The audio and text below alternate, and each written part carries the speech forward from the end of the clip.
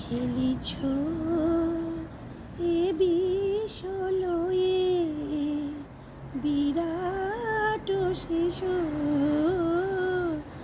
আনো মনে খেলিছ প্রলয় সৃষ্টি তব পুতুল খেলা নিরজনে প্রভু নিরজনে খেলিছ এ বিষলয়ে বিরাট শিশু আনো মনে খেলিছ।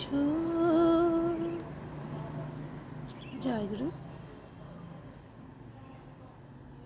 আমার ঠাকুর ভগবান তিনি সদা সর্বদা তার ভক্তদেরকে না এইরকমভাবে আগলে রাখেন যে কোনো বিপদে, কিন্তু আমাদের সেই উপলব্ধিটা নেই।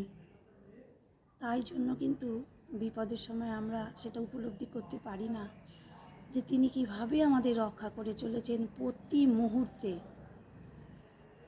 আর আমরা যারা আমাদের উপলব্ধি কম তারা কিন্তু আমরা ঠাকুরের দিকে আঙুল তুলি, একবারও ভাবি না যে তিনি আমাদেরকে রক্ষা করে চলেছেন বলে আজ আমরা এত আনন্দে, এত মজায়, এত সুন্দর করে জীবনযাপন করতে পারছি।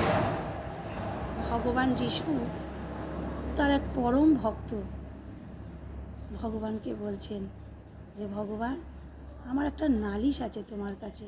ভগবান বলছেন হ্যাঁ বলো, যে আমাকে তো তুমি খুব ভালোবাসো, আমার সঙ্গে সঙ্গে তুমি সব সময় থাকো, আমি উপলব্ধি করতে পারি, কিন্তু আমি যখন বিপদে পড়ি তুমি কিন্তু ভগবান আমাকে ছেড়ে পালাও।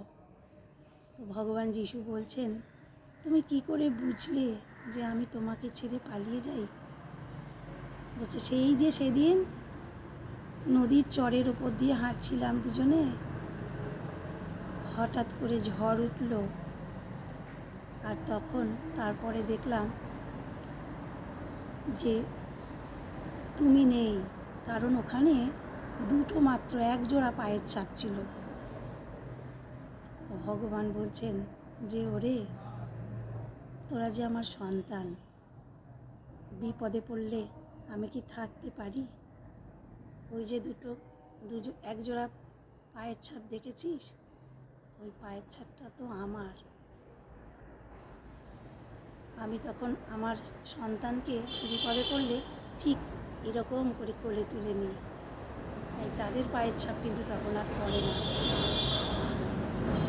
এই হলেন ভগবান। তাই ঈশ্বরকে বুঝতে গেলে একটা সুন্দর মন চাই, আর চাই হলো 100% বিশ্বাস। তাই তো আমার পরম দয়াল ঠাকুর বলেছেন বিশ্বাস যখন পাকা হয়ে যায় তখন কোনো বিরুদ্ধ ভাব তাকে টলাতে পারে না।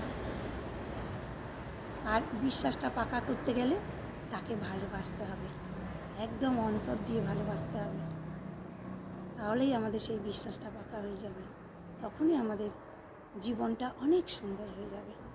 সকলের মঙ্গল প্রার্থনা করি পরম দয়ালের শ্রীচরণে। জয় গুরু। বন্দে পুরুষোত্তম।